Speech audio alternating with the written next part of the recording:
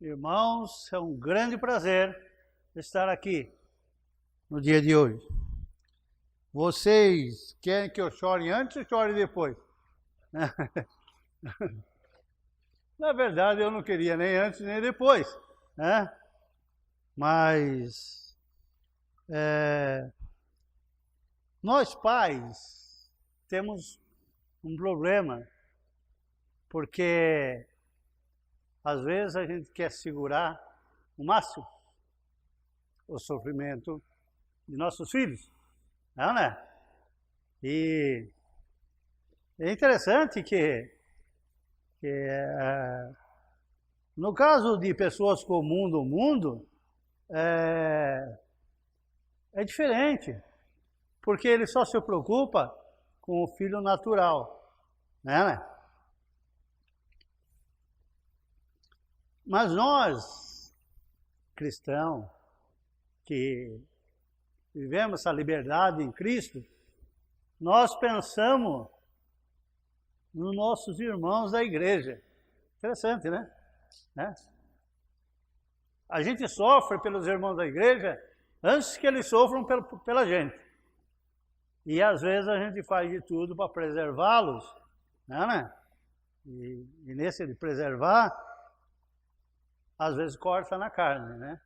Às vezes corta na carne, porque você não pode fazer com que as pessoas sofram, né? As pessoas que a gente ama, né? Eu amo vocês demais, né? Eu amo a todos, né? Eu amo até aquelas pessoas que quase eu estava perdendo, né? E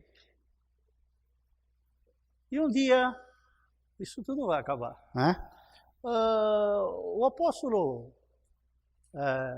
o escritor Lucas, grande escritor, quando ele escreve o livro de Lucas, ele faz um livro detalhado, nos pormenores, né? E ele vem nos mostrar a essência do amor de Cristo. Né? Ele consegue. É difícil você pegar um escritor, por mais bom que ele seja, e tirar a alma de algo e transportar para o livro, para as palavras, para a gente entender. Quer que a gente entenda, né? E eu estava pensando nessa dos pais, né? Porque eu lembro até hoje, quando Janete, ela falava que o pai dela não gostava, né, de uma certa comida, né? E então, quando chegava de manhã, ela preparava-se toda a mesa e ele, não, eu não gosto disso aí, esse negócio não é para mim, né? Aí as crianças vinham e pá, né, aqui e ali, mó festa, já que o pai não gosta, né? Depois de anos e anos passados, ela descobriu, não, ele gostava, mas ele falava que não gostava. Mas para dar essa liberdade de ver aqueles pequenininhos comendo que nem dragas, né? Em cima dos pães, em cima dos bolos, né? E você não sabe qual é o maior problema nosso? É que a gente esquece de analisar o outro lado. Eu estava pensando na mensagem de hoje, no livro de Lucas, no capítulo 10, né? Eu gostaria que a gente acompanhasse o capítulo 10 do livro de Lucas, que é muito importante para nós, tá ok? No 21, 10, 21, até o 24, acompanhem comigo. Naquela hora, exultou Jesus no Espírito Santo e exclamou: graça te dou, Pai, Senhor dos céus e da terra, porque ocultaste essas coisas ao sábio e instruído, e os revelaste aos pequeninos. Sim, ó Pai, porque assim foi de teu agrado. O nosso Jesus, ele não deixou para todo mundo a sabedoria do Evangelho. Ele não deixou para qualquer um. Né? Ele deixou para poucos. Então, se você quer fazer parte desse pouco, você tem que acompanhar a leitura e ver o que é preciso fazer para se fazer parte desse pouco. Não se preocupa não, até aqui na igreja, poucos vão entender a essência do Evangelho, entendeu? E olha o que ele fala, né? Tudo me foi entregue por meu Pai. Ninguém sabe quem é o Filho, senão o Pai. E também ninguém sabe quem é o Pai, senão o Filho. Aquele a quem o Pai revelar. Só quem conhece você é Deus. Só quem conhece o teu coração é Deus.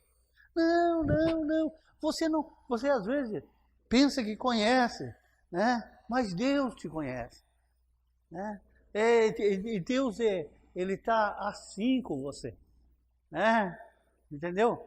Ele sofre antes de você sofrer. Ele chora antes de você chorar, né? Ele se compadece antes de você compadecer, né? E ele fala assim, eu conheço vocês. Né? Coisa mais linda do mundo, né? Deus conhece o seu coração. Deus conhece você na essência, entendeu? Quando você estiver chorando, ao lado do travesseiro, e ninguém pode ficar sabendo, Deus está com você. Ok? Nós passamos por situações meio difíceis essa semana, né? 2 semanas aí mesmo, complicada. Eu estava meio baleado, né? E a minha preocupação não era com o meu baleado, era vocês não ficarem sabendo, depois ficarem sofrendo à toa, né? E eu estava levando uma carga especial lá para Guarulhos, uma carga muito especial. Primeiro que estava ali irmãos de Cristo, né? Irmãos da igreja, e estava levando também quase todo o meu arsenal de felicidade, né? E aí eu tive problema grave mesmo. Sabe quando você tem problemas graves e você não pode falar para ninguém? Né? Você tem que aguentar. Né? É como se uma navalha cortasse a carne e você não pudesse falar para ninguém. Né? Mulher sabe muito bem o que é isso, porque ela tem a relação muito íntima entre filho, filhas e filhos, né? Então ele sabe muito bem o que é isso, né? E entende muito bem o que o pai da Janete falava sobre não gostar. Mas não é verdade. Gosta, mas eu prefiro a sua felicidade do que a minha. Ok? E Jesus estava falando assim, olha, eu amo vocês. Não, mas eu não amo. Não é todo mundo. Não é todo mundo. Eu amo aquele que tem o coração puro. Né? Aquele que tem coração puro, ok? Aquele que tem coragem, né? Porque as nossas atitudes diante do nosso Deus conta muito. Quando a gente toma aquela decisão, né? A decisão é difícil tomar, né? Parabéns. Muito difícil tomar, filha, porque a gente vai contra princípios, contra razões. A gente ultrapassa a linha do entendimento. Mas aí que a gente chega perto de Deus e Deus fala assim, olha, eu entendo você.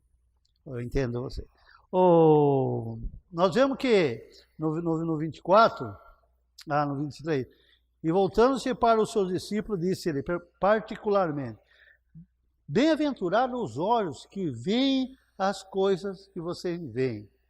Pois eu vos afirmo que muitos profetas, reis, vieram ver o que vocês viram e não viram o que vocês ouviram. Ok? Ele está falando assim, preste atenção, apóstolos, vocês são pessoas iluminadas. 400 anos, de 400 anos para trás, todo mundo ansiava enxergar uma maravilha, né? E não enxergaram, mas vocês estão enxergando, né? Durante a vida grandíssima, desde Gênesis até João, eles imaginavam ter o que vocês têm hoje, ok? Mas o que vocês têm hoje tem que ser, vocês são a opção. Você tem que falar assim, eu quero, né? Ah, mas não vai ter isso, não vai ter aquilo, não vou ficar rico. Não, não. Você vai conseguir entender Deus, entender Jesus. E isso vai fazer toda a diferença na sua vida. Vai fazer diferença quando vocês tomarem essa decisão. Sabe por quê? Porque nós, irmãos, nós temos que lutar por Cristo e viver por Cristo. Mas isso é independente de nossos filhos, independente daquelas pessoas que nos amam, ou que eu amo. Sabe quem é que eu tenho que amar? Vocês. Né? Ah, mas você não ama seu filho? Muito. Porque ele ama a Deus. Ok? Meus irmãos, no versículo 25, nós entramos então numa das lições mais lindas que o mundo inteiro prega, que é o bom samaritano. Ok? Mas eu gostaria do 25, no versículo 25, que a gente parasse um pouco para estudar. Eis que certo homem, intérprete da lei, se levantou com o intuito de pôr Jesus à prova. Né? Meus irmãos, às vezes a igreja está lotada, o mundo está lotado, mas sabe qual é o objetivo das pessoas? É pôr Jesus à prova. Pôr Jesus à prova. Ok, se você me der, eu faço. Se você faz isso, eu faço. Se você... Meus irmãos, Jesus está sentado ali, está sossegado no canto ali. Cansado. Jesus está cansado. O sol olha que maravilha, né? Ar-condicionado, né? Mas lá não, lá está uns 45 graus lá, né? Debaixo daquelas árvores lá. E aí ele está sentado, cheio de problema. Você acha que ele não ia ter problema, não? Né? Cheio de problema. 12 homens junto com ele, cheio de pensamentos diferentes, né? E Jesus está lá. Mas não está lá só com os 12. Ele está lá com pessoas inteligentes. Tem inteligente, pessoas inteligentes aqui? Temos muitas pessoas inteligentes aqui. Ok? Mas que tipo de inteligência? Nós vemos aqui que a pessoa se levanta e fala assim, mestre, né? O que é que eu tenho que fazer para herdar a vida eterna? Mas que pergunta retórica numa situação dessa. Mestre, o que eu tenho que fazer para Deus, né? Se você pudesse perguntar para Deus, o que eu tenho que fazer, Deus, para herdar a vida eterna? Ok? Né? Não é o mar lá que está lá em cima, lá, né? Mas o que eu tenho que fazer para herdar a vida eterna? Que pergunta que faz para Jesus. Jesus deve ter olhado para esse homem, você é um homem inteligente, né? Não menospreze a minha inteligência também de Deus, né? Um já se viu, você vai fazer uma pergunta aberta. O que você tem que fazer, né? O que você tem que fazer? Então, Jesus lhe perguntou, o que está escrito na lei? E Jesus, interessante, que Jesus nunca acusava ninguém, e Jesus sempre respondia com outra pergunta. Ele era muito inteligente, Jesus, né? Aí Jesus começa a perguntar para ele, o que está escrito? Né?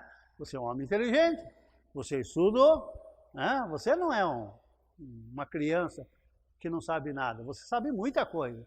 Então, aí ele fala, e como você interpreta. Né?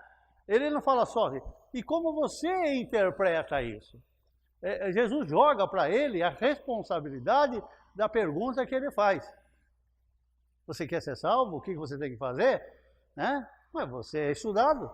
Você estudou o Pentateuco desde o começo ao fim, estudou a lei de Moisés, estudou tudo e tal. Você tem todo o conhecimento. Né? Me diga você, o que você tem que fazer? Né? E é interessante, né? Que ele vai responder, né? Ele vai pegar a própria palavra. Né? A própria palavra. Amarás, pois, o teu Deus de todo o teu coração, de toda a tua alma, de toda a tua força e de todo o teu entendimento. Brincadeira, né? Se eu pegasse um texto desse e fizesse só isso, eu já estava salvo. Não estava? Olhe bem. Amarás o seu Deus de todo o teu coração. Isso quer dizer que você vai amar a Deus mais do que o marido, mais do que a mulher, mais do que os filhos, mais do que qualquer pessoa. É todo. Ele não deixou um espaçozinho para preencher com alguma coisa lá, não, no teu coração. Ele preencheu tudo. Ok? Ele fala assim, de todo o teu coração e de toda a tua alma. Peraí. Você quer o meu coração, né? Todo o meu coração, agora você quer toda a alma também, né? A alma também, né? E de toda a tua força e de todo o teu entendimento, ok? Então ele fecha, ele faz uma trouxinha, né? De salvação, garantia de salvação. Mas peraí, então o que acontece quando eu saio fora disso aí? Né? É sinal que eu não amo o suficiente. Ok? Quando eu perco alguma coisa, é porque essa coisa que eu perdi não é tão importante quanto a palavra de Deus. Porque se ela for, ela não tem irmão, não tem marido, não tem ninguém, né? Uma vez minha irmã perguntou para mim, ela chegou e bateu em casa, né? Uma irmã braba, ela era braba, porque ela é bem mais velha do que eu, né? Então ela é braba mesmo, né? E ela viu um irmão lá na igreja, da igreja lá, por que está fazendo aqui? Está em casa. Aí depois no outro dia de manhã ela estava lá de novo, falei, pai, que está de novo aqui? Né? Falei, não, está em casa, é minha irmã. Não, eu sou tua irmã. Eu sou sangue do seu sangue. Eu falei para ele, não, filha, você está enganado. Né? Não está enganado. Eu falei assim, ela vai estar comigo no céu. Ok? Ela vai estar comigo no céu. Você não. Você ficou tão chateado comigo? Eu queria bater em mim. Né? Queria bater em mim. Não, porque... Eu falei, não, filha, você tem que entender uma coisa. Em primeiro lugar, amarás, pois, o teu Deus de todo o teu coração, de toda a tua alma e de todo o teu entendimento. Né? Quando estiver no céu, vou estar com quem? Com vocês. Eu não vou estar com pessoas, por mais que eu goste, que não amam a Deus, que não querem saber de Deus, querem saber de cerveja, de música, de festa, de isso, daquilo, mas não querem saber de Deus. Vocês têm problema com filhos? Eu também tenho. Eu tenho uma filha que não quer saber. E outra aqui, eu vou fazer o quê? Eu vou chorar. Mas o que me resta, no fundo do meu quarto, é só chorar. Por quê? Porque para mim interessa quem ame a Deus. Esse é o propósito que eu fiz quando era novinho, né? Tinha 14 anos. E eu não vou deixar o meu propósito por uma pessoa que eu amo carnalmente, mas que espiritualmente está longe de mim. Ok? Então, o texto vai dizer, né? No 28, então Jesus lhe disse, respondeste corretamente, faz isso e também viverás. Ele, porém, lhe respondeu, justifica-se segundo a Jesus. Quem é o meu próximo? Na verdade, ele queria pegar Jesus, né? Quem é o meu próximo? Hã? O que está mais próximo ali, o vermelho e o preto, os dois, né? Quem é o meu próximo? Ele estava a fim de perturbar, coitado de Jesus, né? E Jesus cansado, sentado lá, puxa, eu já dei uma lição para o cara aqui, ele mesmo aprendeu a lição, ele mesmo respondeu, e agora ele quer saber quem é o próximo dele, né?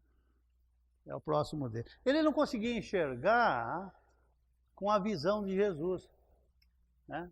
Nós enxergamos com a visão de homens, de seres humanos. Então a gente vê cores, né? A gente vê graça, a gente vê as pessoas que se barbeiam, se arrumam, né? E ele está perguntando, quem é o meu próximo? Não, meu próximo não é aquela pessoa bonitinha, não. Meu próximo é aquele que precisa da salvação. Esse é o meu próximo, entendeu? Meu próximo é aquele que está sofrendo e que você não consegue olhar para ele, né? Ok? E Jesus prosseguindo dizendo, certo homem descia de Jerusalém para Jericó e veio a cair em mãos de salteadores, os quais também de tudo lhe roubarem e lhe causarem muito sofrimento, retirando-se e deixando-o semi-morto. Casualmente, descia em Jerusalém por aquele mesmo caminho, e vendo-o passou de largo um sacerdote. Semelhantemente de um levita, descia por aquele lugar, e vendo-o também o passou de largo. Ok? Meus irmãos, entenda a situação, tanto do levita como do sacerdote, né? Jesus está contando uma história, mas Jesus está levando em conta muitas outras coisas. O sacerdote, ele não podia tocar numa pessoa machucada. Não podia. Principalmente se ele não fosse da nação judaica, né? E aí quando ele chega, ele passa, ele vê um homem caído lá. Espera aí, eu estou indo para Jerusalém. E aí, se eu chegar lá depois de tocar nesse homem, o que vai acontecer comigo? Não, ele vai fazer, não, você não vai poder servir no templo durante uma semana. Você vai ter que ficar fora. Espera aí, então deixa outra pessoa cuidar desse cara aí que, né? Depois passou o levita. O levita trabalha no templo. É um dos trabalhadores do templo. Mesmo problema. Mesmo problema. Ixi, olha, eu vou ficar lá sem ajudar ninguém, né? Passou ao largo. Meus irmãos, sabe quem trabalha para Deus? Aquele que não tem nada ao que perder. Não é o que tem que perder. O que tem que perder, ele vai se preservar. Mas sabe qual é o jovem? Qual o jovem que vai ajudar na igreja? É aquele que se entrega de corpo e coração ao trabalho da igreja.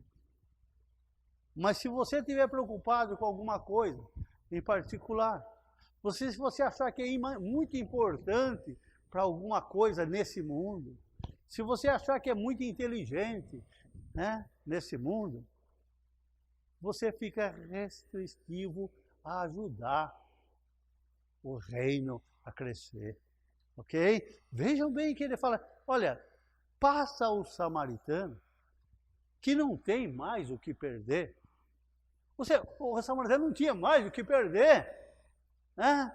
Isolado do povo dele, massacrado, menosprezado, sentindo-se como se um cachorro, né? Quando a samaritana vai pedir água para Jesus, você sabe que não sou digna nem de chegar perto de uma pessoa como o senhor, tão importante, né? Mas o samaritano, ele olha, peraí, é um ser humano. Sabe quem está machucado ali? É um ser humano. É alguém que sente dor, né? E daí a gente lembra das nossas crises, né? Dos nossos problemas. Você sabe como é ruim ter dor, né? Eu lembro que a Jane é minha vítima, né? Sempre foi. A gente sempre foi minha vítima, né? Uma vez eu estava indo do trabalho para casa e estava chovendo, um frio em Cubatão, e eu passando numa estrada baldia, né? E tinha um cara no meio do mato lá, caído. Ele estava caído, com o rosto para cima, e a água caía no rosto dele. Falei, não acredito. Não acredito que o senhor vai fazer isso comigo, Deus. Porque o certo é eu passar batido, vou para cá, estou cansado. Trabalhei 12 horas, né? Aí eu volto, olha, aí chego lá, e aí? Ei, tá vivo. Aí eu peguei ele, coloquei ele nas costas, né? Levei. Isso não é só de carrocinha, não, porque a gente está aqui para testemunhar. E eu peguei ele nas costas e levei ele para casa. Gelado. Levei ele pro banheiro, tirei a roupa dele, dei um banho nele, peguei minha roupa, dei para ele e dei café. E ele, quando ele voltou assim, ele estava com tanta vergonha. Mas tanta vergonha que ele saiu, parecendo um cachorrinho, né, velho? Desesperado. Mas, meus irmãos, vai chegar um momento na sua vida que você vai ter que tomar uma decisão. A mesma decisão que esse homem, um desses três aqui tomou. Ou a religião vai ser mais importante para você, a religiosidade, que não vai levar você para o céu, né? Ou então, o medo. O medo vai ser mais importante do que ajudar as pessoas, ok? E aí, então, o samaritano foi o único que falou assim, ela não tem o que perder.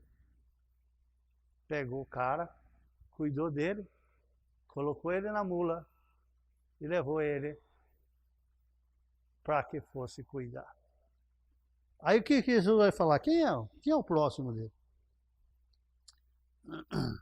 No dia seguinte, tirou 2 denários, entregou ao hospedeiro, dizendo, cuida desse homem, e se alguma coisa lhe fizesse, indenizarei quando voltar. Qual desses 3 te parece ter sido o próximo do homem que caiu nas mãos dos salteadores? Agora fica a pergunta para nós, quem é o meu próximo? Né? Quem é o meu próximo? Às vezes a gente pensa que é o vizinho, né? Que precisa de ajuda. Às vezes é a nossa irmã que precisa de ajuda. Às vezes é nosso pai que precisa de ajuda. Né? Sabe a coisa que mais dói do ser humano? É ele ser negligenciado pelos filhos. Né? É a coisa que mais dói. Dói na alma, né?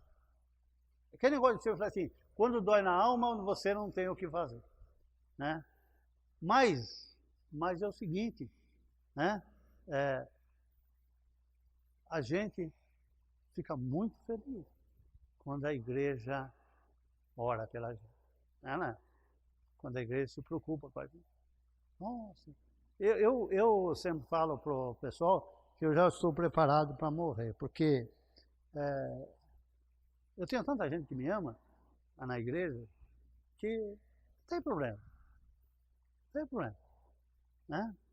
Agora, a única preocupação é para quem a gente vai passar o cajado. Né? E essa é a preocupação nossa. Né? A preocupação da Jane. Quem vai cuidar da cozinha como ela cuida? Quem vai cuidar do quintal como o senhor Joaquim cuida? Né? Isso é que é importante para nós. Vamos passar o casado. Estão chegando casal novo aí, graças a Deus. Né? Deus é grande demais. Né?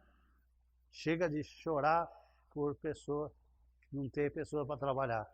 Não, né? Está voltando, pessoas voltando, né? Retornando para nós fazermos o nosso trabalho. Então, meus irmãos, no dia seguinte, Deus deu o denário, e Jesus pergunta, qual dos três te parece ter sido o próximo do homem que caiu nas mãos dos salteadores? E respondeu o intérprete da lei, o que usou de misericórdia para com ele. Então Jesus vai e procede de igual modo. E Jesus pergunta para ele, onde você viu, meu filho? Qual dos três? É aquele que usou de misericórdia.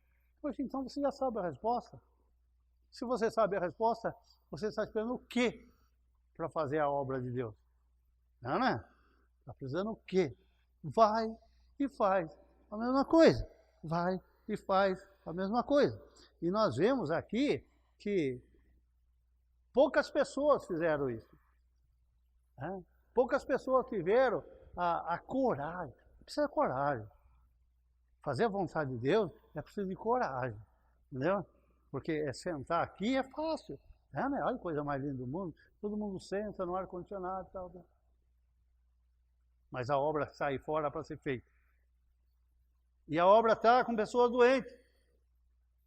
Pessoas que precisam de ajuda. Né? E muitas vezes vai estar cortando na pele, mas você vai ter que ficar quieto. Calar a boca. Porque o nome de Jesus é mais importante que qualquer coisa que exista na igreja. Sabe, uma igreja que cresce, uma igreja que amadurece, é uma igreja que tem santidade, mas não é uma igreja que não que fala, mas faz. Né? Então, meus irmãos, regassem a camisa, regassem as mangas, as mulheres, né, se preparam, um novo dia está chegando, um novo ano vai se formar. E vamos fazer disso aqui um marco, que possa evangelizar a Baixada todinha. E quando a Baixada todinha estiver evangelizado, pode ter certeza que Jesus vai voltar. Porque ele vem para buscar a sua igreja. Amém, igreja?